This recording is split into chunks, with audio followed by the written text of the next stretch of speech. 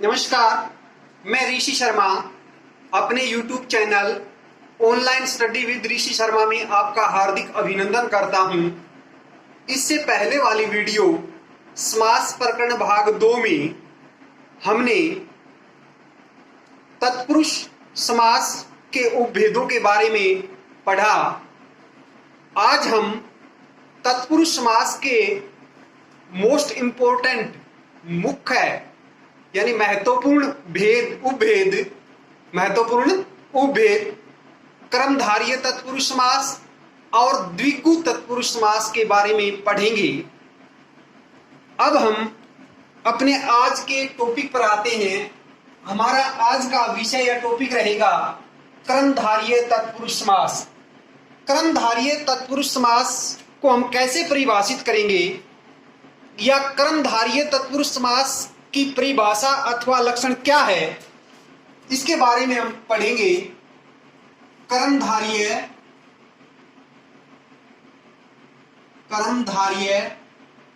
तत्पुरुष समास, क्रमधारीय तत्पुरुष समास की परिभाषा या लक्षण की परिभाषा या लक्षण। तो क्रमधारीय तत्पुरुष समास की परिभाषा क्या होगी या उसका लक्षण क्या होगा? जिस समास के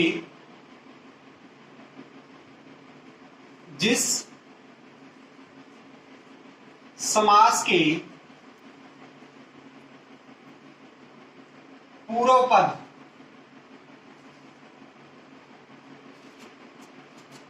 एवं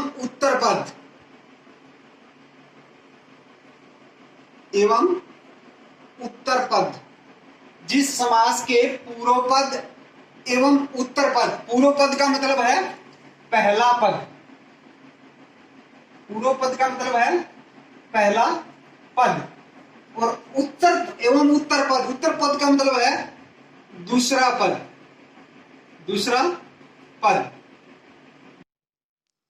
उत्तर पद का मतलब दूसरा पद। दोनों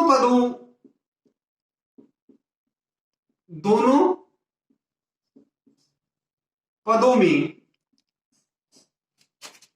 विशेषण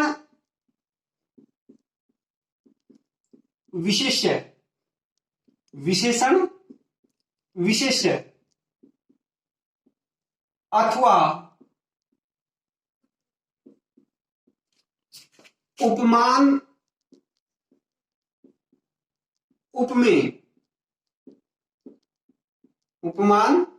उपमेय का संबंध हो।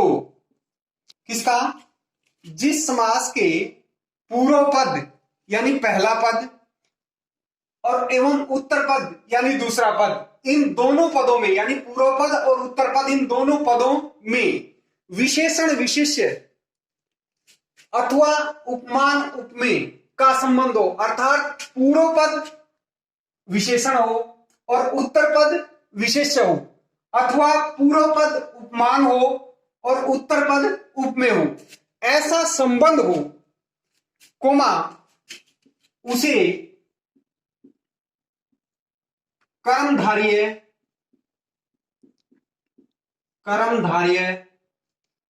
तत्पुरुष समास, कर्मधारीय तत्पुरुष समास कहते हैं। कर्मधारीय तत्पुरुष समास कहते हैं। अब कर्मधारीय समास में दो, जैसे पहले हम कर्मधारीय समास का उदाहरण लेते हैं एक परिभाषा के साथ। जैसे नीला है जो कंठ। अब इसके अंदर इसकी विभक्ति चिन्हों का लोप होगा तो क्या होगा? क्या बनेगा? समस्त पद नील कंठ। इसमें क्या है कि हमने लिखा था या तो विशेषण विशेष्य होगा या फिर उपमान उपमेय होगा। तो यहां नीला क्या है और ये कंठ क्या है? नीला क्या होगा और कंठ क्या होगा? ये तो होगा विशेष्य। विशेष्य के बारे में हमने पहले तत्पुरुष समास के अंदर विशेषण और विशेष्य क्या होते हैं ये बता दिया था या पढ़ लिया था। और ये क्या है? विशेषण। नीला क्या है? विशेषण। और कंठ क्या है? विशेष्य। यानी विशेषण शब्द जिन संज्ञा या सर्वनाम शब्दों की विशेषता बताते हैं वो क्या होता है? विशेष्य। और जो शब्द संज्ञा या सर्वनाम की विशेषता बताते हैं वो क्या होते हैं? विशेषण।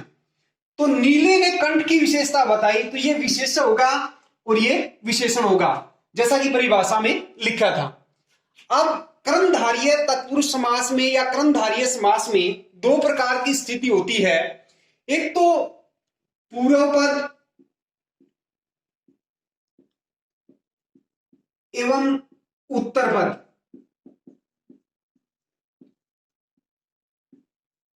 जैसा कि परिभाषा में बताया, पूर्व पद एवं उत्तर पद में विशेषण विशेष्य, विशेषण विशेष्य की स्थिति, और दूसरी है पूर्व पद एवं उत्तर पद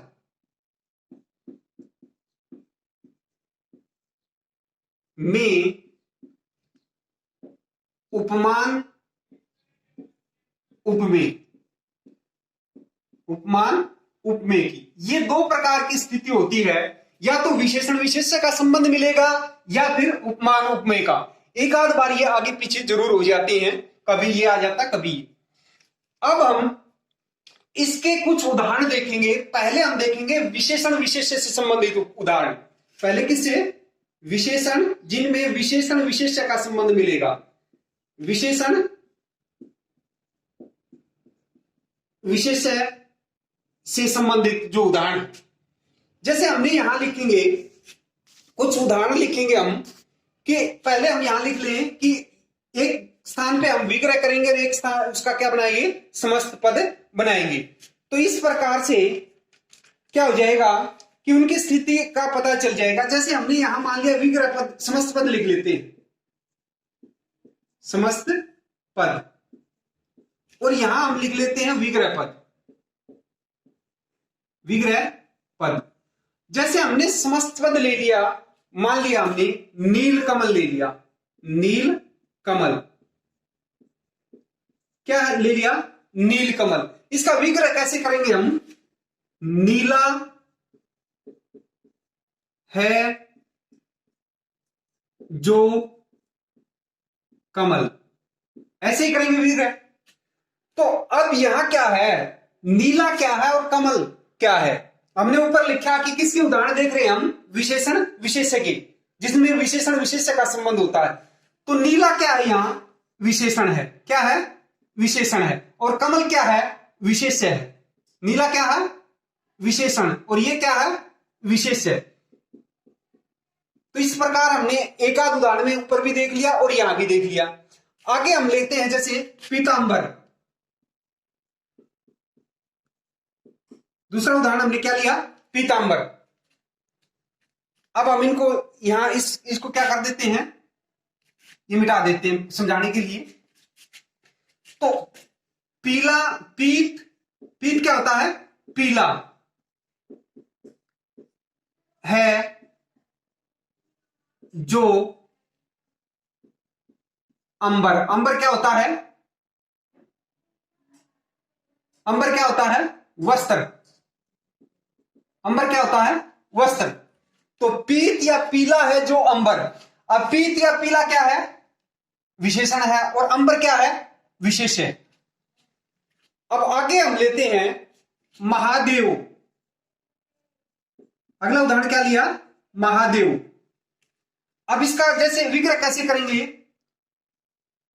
महान है जो देव, महान है जो देव, ऐसे ही होगा।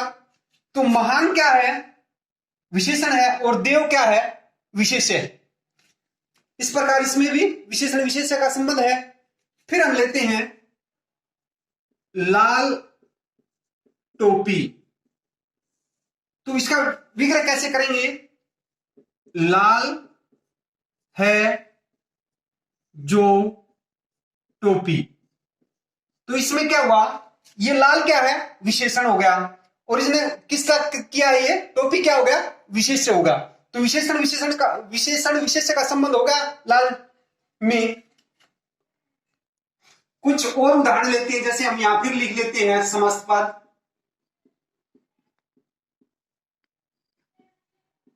और यहां लिख लेते हैं हम विग्रह पद। जैसे यहां लिख लिया प्रधानमंत्री, प्रधानमंत्री। तो इसका विग्रह करेंगे, क्या होगा? प्रधान है जो मंत्री। तो प्रधान है जो मंत्री, ये विशेषण होगा, ये विशेष्य हो गया। या फिर हम जैसे लाल मिर्च ले लेते हैं, जैसे लाल टोपी ली थी वैसे ही लाल मिर्च, काली मिर्च, लाल मिर्च। तो इसका विग्रह क्या करेंगे? लाल है जो, लाल है जो मिर्च। तो इसमें ये क्या होगा? विशेष्य होगा। और ये लाल क्या होगा? विशेषण होगा। मिर्च क्या होगा? विशेष्य। अब और जैसे भला मानस, भला मानस, इसका विग्रह क्या होगा? भला है जो मानस, भला है जो मानस।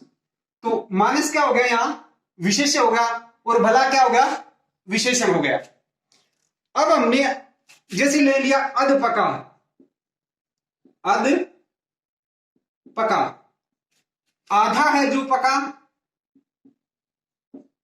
आधा है जो पका।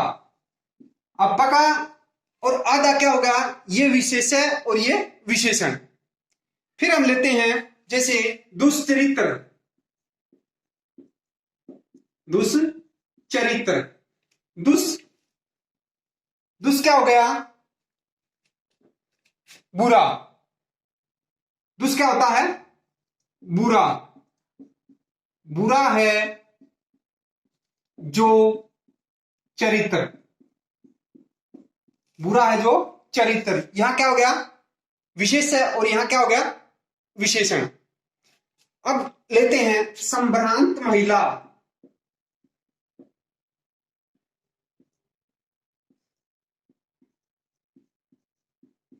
संभ्रांत महिला। संभ्रांत का क्या होगा? संभ्रांत क्या होती है? सभ्य, सभ्य है जो महिला। तो ये क्या होगा? ये विशेष्य होगा और ये सभ्य क्या होगा? विशेषण हो गया। अब और लेते हैं हम जैसे वो अकाल मृत्यु, अकाल मृत्यु। तो इसका विग्रह पद क्या होगा? अकाल है, अकाल है जो मृत्यु, यानी असमय के ही जो हो जाती है, समय से पहले ही, उसको क्या बोलेंगे हम? अकाल मृत्यु। ये क्या होगा? विशेष्य होगा और ये क्या होगा? विशेषण हो गया। अब और लेते जैसे प्रधानाध्यापक या मुख्य अध्यापक, मुख्याध्यापक। तो क्या विग्रह होगा? मुख्य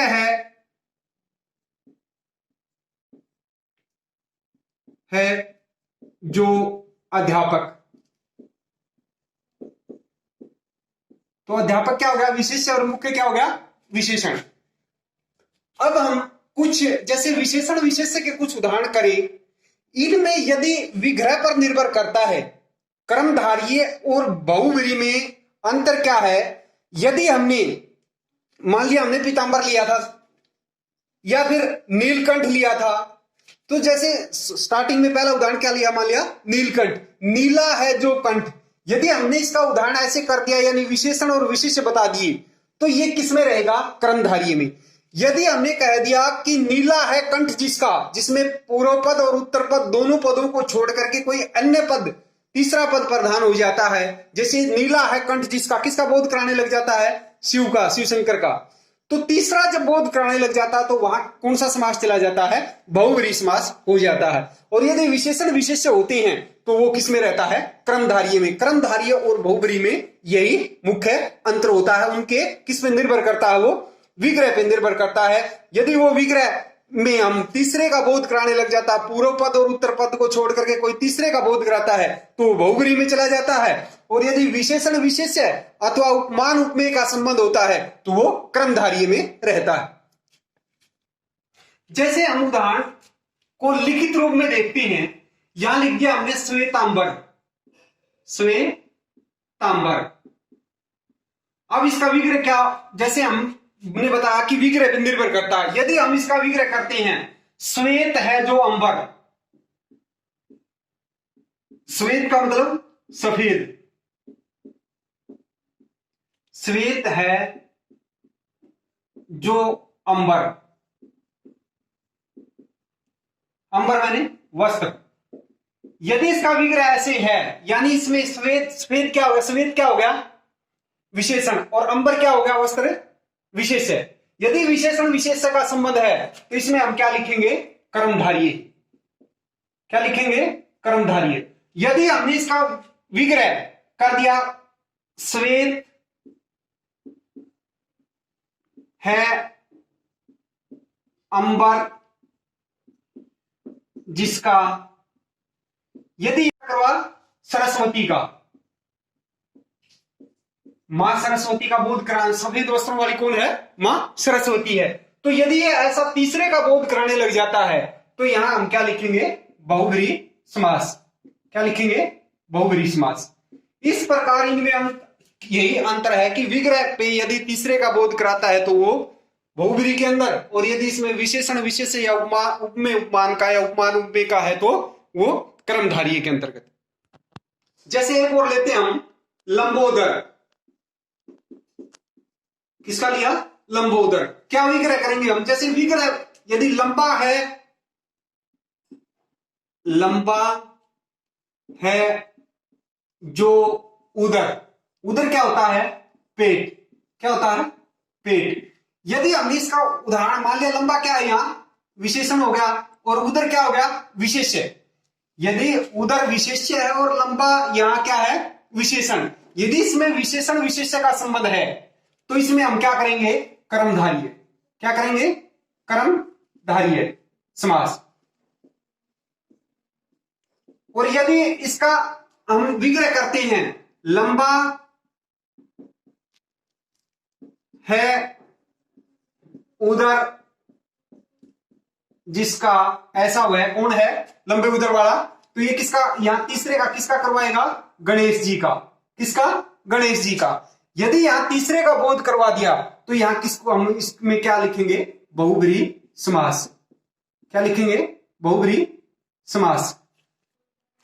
अब हम वहां देखा हमने विशेषण विशेष्य का संबंध, अब हम उपमान उपमेय, उपमान उपमेय के उदाहरण देखते हैं। इसमें हमने यहां लिख दिया समस्त पद,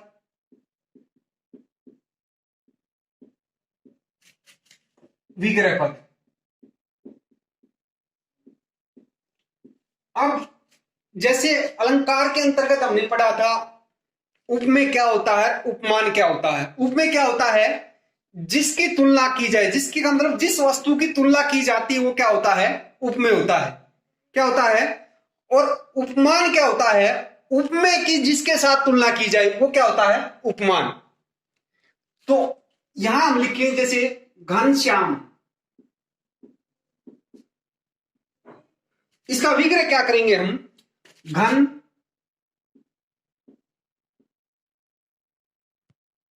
के समान श्याम, घन के समान श्याम। अब यहां उपमान क्या है और उपमेय क्या है। अब जैसे हमने परिभाषा बताई, जिसकी तुलना की जाए, तुलना यहां किसकी की गई है, इसकी, श्याम की। श्याम कौन, कृष्ण। ये क्या हो गया, उपमेय। और किसके साथ की गई है, ये क्या हो गया, उपमान। तो इसमें उपमान उपमेय का संबंध हो गया, तो इसमें क्या हो गया, कर्मधारय समास। दूसरा हम उदाहरण लेते हैं, कमल नयन। कमल नयन। तो क्या करेंगे हम, कमल के समान विग्रह क्या करेंगे, कमल के समान नयन। नयन क्या होती है, आंखें। अब किसकी तुलना की गई है, उपमान क्या, उपमेय कौन होगा जिसकी तुलना की जाए, किसकी की गई है, ये क्या हो गया, उपमेय। ये क्या हो गया, उपमेय। नयन क्या हो गया, उपमेय। और किसके साथ की गई है, ये क्या हो गया, उपमान। कमल क्या हो गया, उपमान। तो इस प्रकार इसमें भी उपमान उपमेय का संबंध हो गया, तो इसमें क्या होगा, कर्मधारय। और उदाहरण लेते हैं हम, चंद्रमुख। चंद्रमुख, तो इसका वो क्या करेंगे, चंद्र के समान मुख। चंद्र क्या होता है, चंद्रमा। चंद्र क्या होता है, चंद्रमा के समान मुख।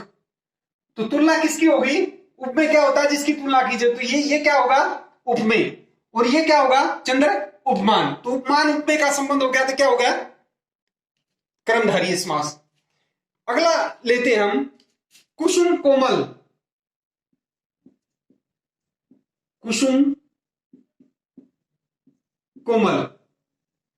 कुसुम क्या होता है, कुसुम विग्रह करके देखते हैं हम, जैसे कुसुम के समान। कुसुम, कुसुम क्या होता है, फूल। कुसुम क्या होता है, फूल। कुसुम के समान कोमल। कुसुम के समान कोमल। तो क्या हो गया, यहां इसमें क्या होगा कि ये क्या है, अब कुसुम, कुसुम क्या है और कोमल क्या है, इनमें वही उपमान उपमेय का संबंध है। इसके बाद लेते हैं हम कनकलता। कनकलता। अब इसका विग्रह क्या करेंगे हम, कनक के समान लता। कनक, कनक क्या होता है, स्वर्ण, सोना, धातु। क्या बोला, कनक के समान लता। इसका विग्रह क्या हुआ, कनक के समान लता। तो इसमें ये क्या है और ये क्या है, ये होगा कि लता, किसकी तुलना की गई है, लता की। ये क्या होगा, उपमेय। और ये क्या होगा, उपमान। इसमें भी ये उपमेय और ये उपमान। आगे हम लेते हैं, जैसे क्रोधाग्नि। क्रोधाग्नि, क्रोध, यहां हमने क्रोध रूपी अग्नि, क्रोध रूपी अग्नि। अब यहां रूपी शब्द का प्रयोग किया, तो क्रोध क्या होगा, क्रोध होगा उपमेय। यहां पहले आ गया उपमेय, क्रोध क्या होगा, उपमेय। और ये अग्नि क्या होगा, उपमान। यानी क्रोध की तुलना अग्नि से की गई। किसकी तुलना की गई है, क्रोध की। क्रोध क्या हुआ, उपमेय। और अग्नि क्या हुआ, उपमान। जैसे विद्याधन, तो इसमें क्या होगा, कर्मधारय। क्रोध रूपी अग्नि में भी क्या हुआ, कर्मधारय समास। अब विद्याधन, विद्याधन, तो इसका हम कैसे करेंगे विग्रह, विद्या रूपी धन। विद्या रूपी धन, तो किसकी तुलना की गई है, ये क्या होगा, उपमेय। और धन क्या होगा, उपमान। अब और लेते हैं, जैसे प्राण प्रिय। प्राण प्रिय, अब इसका विग्रह कैसे करेंगे, प्राणों के समान प्रिय। प्राणों के समान प्रिय। इसमें क्या हुआ कि प्राणों के समान प्रिय, इसकी किसकी की गई है, यहां क्या आएगा, ये तो क्या होगा, उपमेय। और ये क्या होगा, उपमान। इस प्रकार हमने क्रमधारय समास को उदाहरणों द्वारा समझा कि उसमें विशेषण विशेष्य का संबंध कैसे है और उपमान उपमेय का। लेकिन कई बार विशेष्य पहले आ जाता है, विशेषण बाद में चला जाता है, और कई बार उपमेय पहले आ जाता है और उपमान बाद में चला, एक आध कहीं कहीं होता है ऐसा।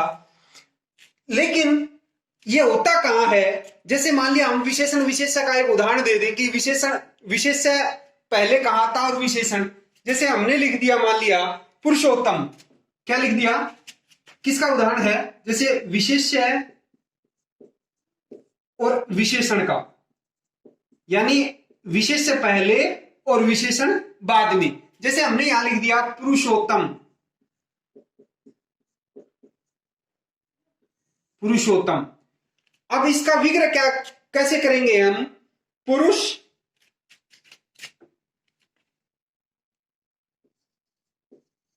पुरुषों में, या पुरुष है जो उत्तम, पुरुष है जो उत्तम। अब यहां क्या आ गया? विशेष्य पहले आ गया और विशेषण बाद में चला गया। यहां ये क्या है? विशेषण। उत्तम क्या है? विशेषण। और ये क्या है? पुरुष। ये है विशेष्य। क्या है? विशेष्य। अब एक और उदाहरण दे दें, मान लिया हम कि ऋषि वर्ग, क्या लिया हमने? ऋषि वर्ग, ऋषि वर्ग। अब इसका विग्रह कैसे करेंगे? ऋषि है जो वर, वर का मतलब श्रेष्ठ, वर का मतलब श्रेष्ठ, जो श्रेष्ठ ऋषि है। तो ये क्या आ गया? विशेष है। ये ऋषि क्या है? विशेष है। और वर क्या है? विशेषण। इस प्रकार हिंदी में एक आध जगह आगे पीछे ये हो जाती है। दूसरा जैसे ये भी होगा कि उपमेय और उपमान का भी यहां रूपी में हमने देखा, तो ये होते कहां हैं? जैसे हम इनके लिए हम लिख सकते हैं, उपमेय उपमान में दो प्रकार का संबंध होता है। एक तो उपमान और उपमेय, यानी उपमान पहले और उपमेय बाद में। जब यदि उपमान पूर्व यानी पहले हो तथा उपमेय यानी उत्तर पद, उत्तर मैंने बाद में हो, तो कहां होगा? विग्रह में जो है, विग्रह जब करेंगे हम, यदि उपमान पहले और उपमेय बाद में हो, यानी ये पूर्व में हो और ये उत्तर पद में हो, तो जब विग्रह करेंगे तो हम वहां क्या लगाकर करेंगे? के सम्मान लगाकर विग्रह करना क्या है? ज्यादा उचित रहेगा। और यदि उपमेय कहां हो? पहले हो और उपमान बाद में हो, तो हम वहां रूपी शब्द लगाकर विग्रह करना उसका अधिक उचित रहता है या तर्क संगत रहता है। इसमें ये एक बात ध्यान देने योग्य है, निर्देश है कि उपमेय उपमान में संबंध दो प्रकार का है। एक बार तो पहले क्या आ जाता है? उपमान, और बाद में उपमेय। यानी यदि उपमान पूर्व पद यानी पहले पद में हो और उपमेय उत्तर पद हो यानी बाद वाले पद में हो, तो इसका विग्रह क्या करके करना चाहिए? हमें के समान, के समान लगाकर इसका विग्रह करना अधिक तर्क संगत यानी उचित होता है। जैसे हमने एक उदाहरण दिया, पाषाण हृदय, पाषाण के समान हृदय, पाषाण के समान, यानी हृदय की तुलना, ये कहां चला गया? हृदय जिसकी तुलना की जाती है वो क्या होता है? उपमेय होता है। तो यहां उपमेय आ गया। और यहां जैसे पाषाण के साथ जिसके साथ की जाती है तो वो क्या आ गया? उपमान। यहां इसका उदाहरण एक ही होगा। यदि उपमेय पहले हो और उपमान बाद में हो, यदि उपमेय पूर्व पद में हो यानी पहले पद उपमेय का हो और उपमान यानी उत्तर पद बाद में क्या हो, तो इसका विग्रह रूपी शब्द लगाकर करना अधिक तर्क संगत या उचित है। जैसे नरसिंह, हमने एक उदाहरण ले लिया, तो नर रूपी सिंह है, तो किसकी करती है? यहां नर के कौन है? क्या बनेगा यहां? नर। और सिंह क्या है? नर माने मनुष्य होता है, और सिंह मनुष्य की तुलना सिंह से कर दी, तो उपमेय क्या आ गया? यहां पहले आ गया, और सिंह जिसके साथ की गई है यहां उपमान बाद में आ गया। इस प्रकार ये दो प्रकार की स्थितियां होती हैं। और विशेषण विशेष्य का हमने उदाहरणों द्वारा नीचे बताया भी था कि कई बार क्या आ जाता है? विशेष से पहले आ जाता है और विशेषण बाद में चला जाता है। वो नीचे उदाहरण देते वक्त हमने पहले समझा दिया था। अब हम क्या आते हैं, दूसरा है द्विगु तत्पुरुष समास। द्विगु तत्पुरुष समास। द्विगु तत्पुरुष समास को हम परिभाषित कैसे करेंगे, या द्विगु समास किसे कहते हैं, इसकी परिभाषा क्या होती है, लक्षण क्या होता है। तो क्या आएंगे हम, द्विगु समास, इसको ऐसे भी लिख सकते हैं हम, द्विगु तत्पुरुष समास। इसकी परिभाषा क्या होगी, जिस समास में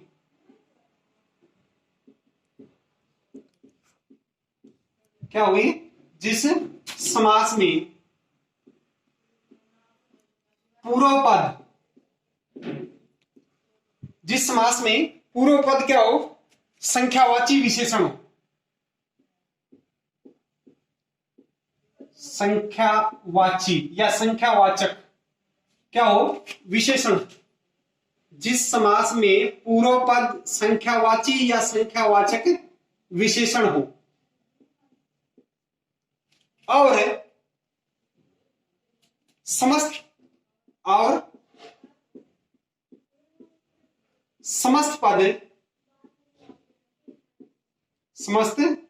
पद समूह अथवा समाहार, ये दोनों शब्द प्रयोग कहीं समाहार भी कर सकते हैं, एक ही अर्थ है, या फिर समूह भी कर सकते हैं। समस्त पद समूह या समाहार का बोध कराए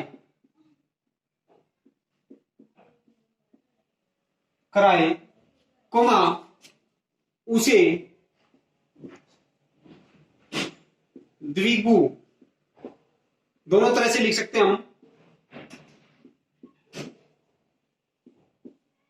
समास कहते हैं, द्विगु समास कहते हैं।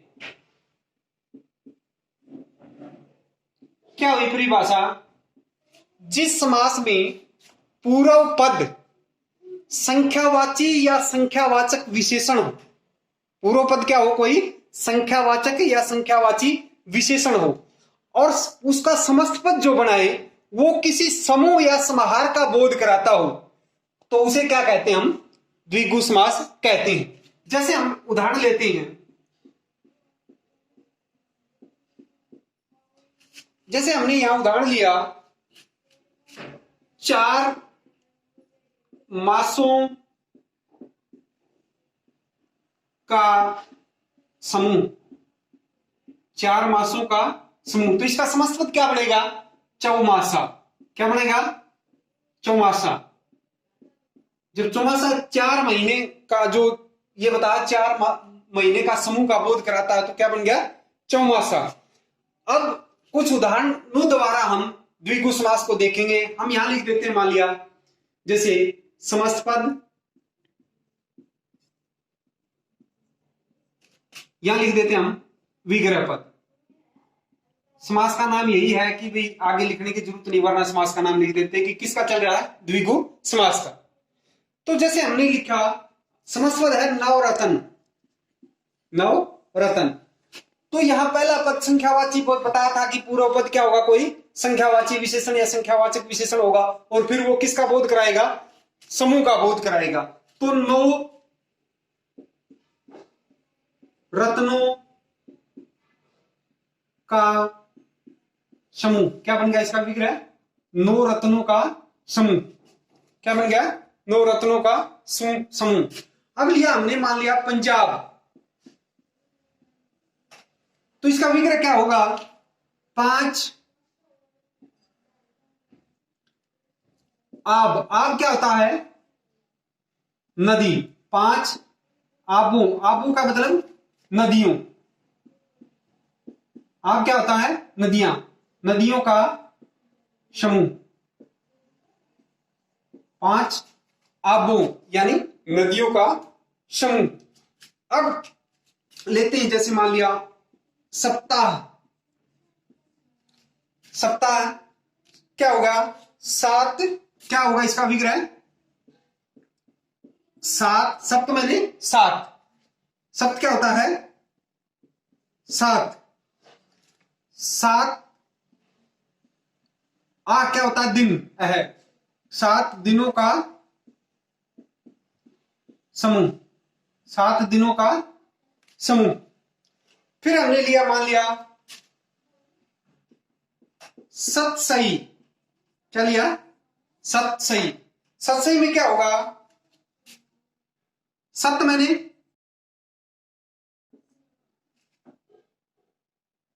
700, किसका, दोहों का, किसका,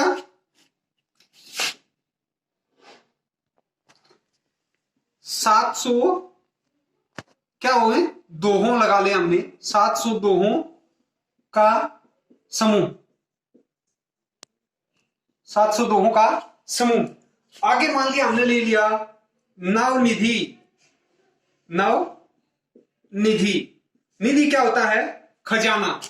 तो यहां पहला, इनमें सब में क्या है, पहला संख्यावाची विशेषण आया है, इसमें भी नो निधियों, निधि का मतलब खजाना, निधियों का समूह, नो निधियों का समूह। फिर हम ले लेते हैं अष्ट सिद्धि, अष्ट सिद्धि, यहां भी पहला पद क्या आ गया, संख्यावाचक। तो 8, अष्ट मैंने 8, अष्ट मैंने क्या होता है 8, सिद्धियों, सिद्धियों का समूह, 8 सिद्धियों का समूह। फिर है शताब्दी,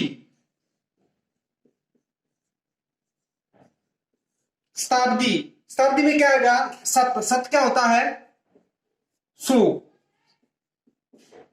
सत क्या होता है, और अब्द, अब्दों क्या होगा, अब्दों क्या होगा, वर्षों का, 100 वर्षों का समूह, 100 वर्षों के समूह को क्या बोलेंगे हम, शताब्दी। जैसे अगला उदाहरण हम लें, अष्टाध्यायी, तो अष्ट मैंने 8, अष्ट क्या होता है 8, और अध्याय 8 या अष्ट अध्यायों का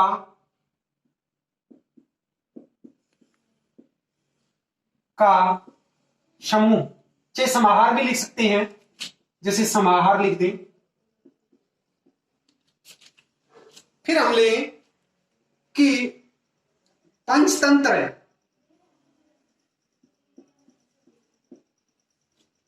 पंच का मतलब 5, तंत्रों का समूह या समाहार भी लिख सकते हैं। फिर हमने लिया, मान लिया दोपहर, 2 का 2, पहर का पहरों, जैसे 8 पहर होते हैं एक दिन में, 2 पहरों का समूह या समाहार भी कह सकते हैं, या समूह कह सकते हैं, 2 पहरों का समूह। फिर हमने लिया, मान लिया अठन्नी, 8 का मतलब 8 अन्नों का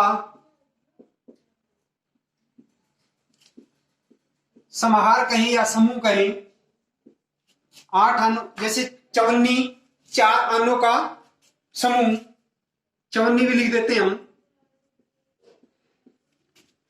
4 अन्नों का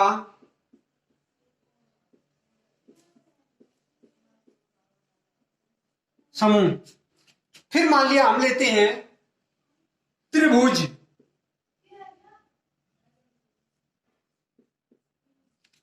त्रिभुज 3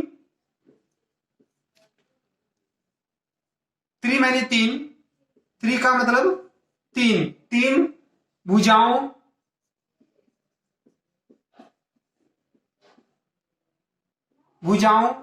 का समूह, तीन भुजाओं का समूह। फिर मान लिया नौ ग्रह, नौ का मतलब नौ ग्रहों का समूह या समाहार।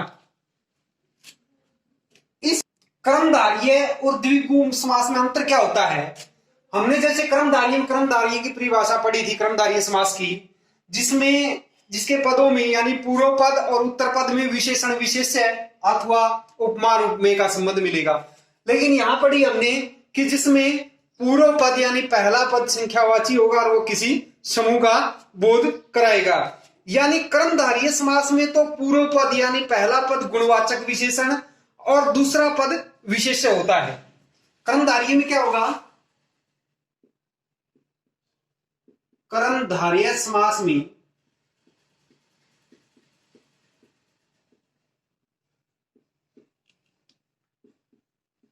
पूर्व पद कौन? गुणवाचक विशेषण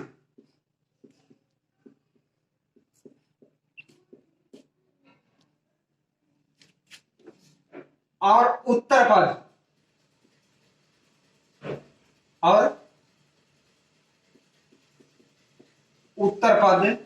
क्या होगा? विशेष्य होगा। क्या होगा? विशेष्य होगा। यानी पहला पद गुणवाचक विशेषण का होगा कर्मधारय में और उत्तर पद जो बाद का है वो विशेष्य होगा। मान लिया जैसे हमने उदाहरण लिया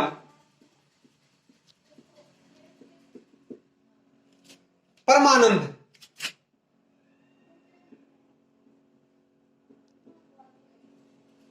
तो क्या होगा?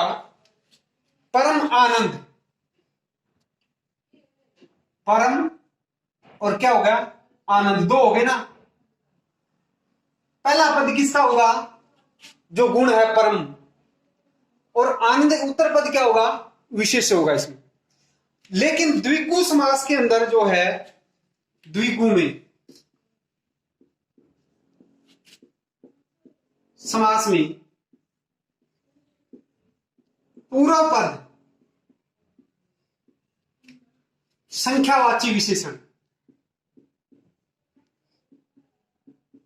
संख्यावाची या संख्यावाचक विशेषण होगा, और उत्तर पद,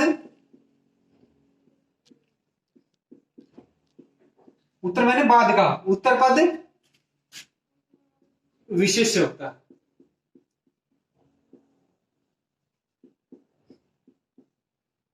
क्या इसमें तो क्या बता? गुणवाचक विशेषण, और इसमें उत्तर पद विशेष्य होगा। इसमें क्या? संख्यावाची विशेषण होगा। जैसे हमने वहां लिया था, मान लिया त्रिफला ले लेते हैं, त्रिफला, तो इसका क्या होगा? तीन फलों का किसका? और ये क्या करेगा? ये समूह का बोध भी कराता है। दूसरा परिभाषा क्या थी? ये क्या करवाएगा? द्विगु में समूह का, वो समस्त पद जो बनेगा वो किसका बोध कराएगा? समूह का। जैसे त्रिफला, तीन फलों का समूह। तो यहां तो क्या हुआ? कर्मधारय, परम है जो आनंद, क्या हुआ? परम है जो आनंद, या इसको हम ऐसे भी लिखते हैं, परम है जो आनंद, इसको ऐसे भी लिख सकते हैं। यहां क्या होगा? यहां तो होगा किसका होगा? समूह का बोध, यहां तो होगा द्विगु, और यहां क्या हुआ? कर्मधारय। क्या हुआ? कर्मधारय। इसमें गुणवाचक विशेषण होगा और इसमें पहला संख्यावाचक विशेषण होगा। ये इसमें अंतर है कर्मधारय और द्विगु में। जैसे इसका हम एक और ले लेते हैं, नीलांबर, तो इसका क्या करेंगे हम? नीला है जो अंबर, तो नीला क्या हो गया? एक गुण हो गया, इसका गुणवाचक विशेषण हो गया। और अंबर क्या होगा, विशेषण, मतलब जो विशेषण विशेषता बताते, जो विशेषण जो है जिनकी विशेषता बताते हैं संज्ञा सर्वनाम की शब्दों की, वो क्या होते हैं, विशेष्य होते हैं। यहाँ ये विशेष्य होगा और ये गुणवाचक विशेषण हो गया। तो इसमें कर्मधारय होगा नीलांबर में भी। अब कि द्विगु समास और बहुब्रीहि समास और बहुब्रीहि समास में अंतर, यानी इनमें बहुब्रीहि समास में और द्विगु समास में क्या अंतर है। तो इसमें क्या अंतर होगा, जैसा कि हम परिभाषा पे जाते, परिभाषा पहले लिखवा चुके कि द्विगु समास के अंदर पूर्व पद क्या होता है, संख्यावाचक या संख्यावाची विशेषण होता है और उत्तर पद जो है वो विशेष्य होता है। जबकि बहुब्रीहि समास के अंदर पूर्व पद और उत्तर पद दोनों पदों को छोड़ करके कोई तीसरा पद यानी अन्य पद प्रधान होता है, वहां बहुब्रीहि समास होता है। जैसे हम इसका उदाहरणों द्वारा लेंगे, जैसे हमने चतुर्भुज ले लिया समझने के लिए, चतुर्भुज, इन दोनों का अंतर किस पे निर्भर करता है, विग्रह पर। द्विगु समास और बहुब्रीहि समास, इन दोनों समासों का अंतर किस पे निर्भर करेगा, इनके विग्रह पर निर्भर करेगा। जैसे हमने चतुर्भुज लिया एक उदाहरण, हम इसका विग्रह करते हैं, चार हैं भुजाएं जिसकी, चार हैं भुजाएं जिसकी, अर्थात क्या लिख दिया हमने, यानी विष्णु का बोध कराने लगा। किसका, विष्णु का। यदि हमने इनको ऐसा दे दिया, मान ली चार भुजाएं हैं जिसकी, तो ये किस में आएगा, इसका विग्रह होगा कि तीसरे यानी पूर्व पद और उत्तर पद दोनों पदों को छोड़ करके तीसरे अन्य पद प्रधान विष्णु का बोध करा, भगवान विष्णु का। तो यहां हम क्या लिखेंगे, हम बहुब्रीहि समास। क्या लिखेंगे हम, बहुब्रीहि समास। और यदि इसी को लेते हैं हम, जैसे समझने के लिए, चार भुजाएं चतुर्भुज, यही उदाहरण लेंगे, चतुर्भुज। यदि हम इसका विग्रह करते हैं, चार भुजाओं का समूह, चार भुजाओं का समूह, तो यदि ये किसका, पहला पद संख्यावाची भी आ गया और किसी समूह का बोध कराने लगा, तो यहां हम कहेंगे कि इसमें कौन सा समास है, द्विगु समास। कौन सा कहेंगे, द्विगु समास। दूसरा हम उदाहरण लेते हैं, जैसे त्रिनेत्र। त्रिनेत्र क्या लिया हमने उदाहरण, त्रिनेत्र। तो यदि हम इसका विग्रह करते हैं, त्रि मैंने तीन हैं, नेत्र मैंने आंखें,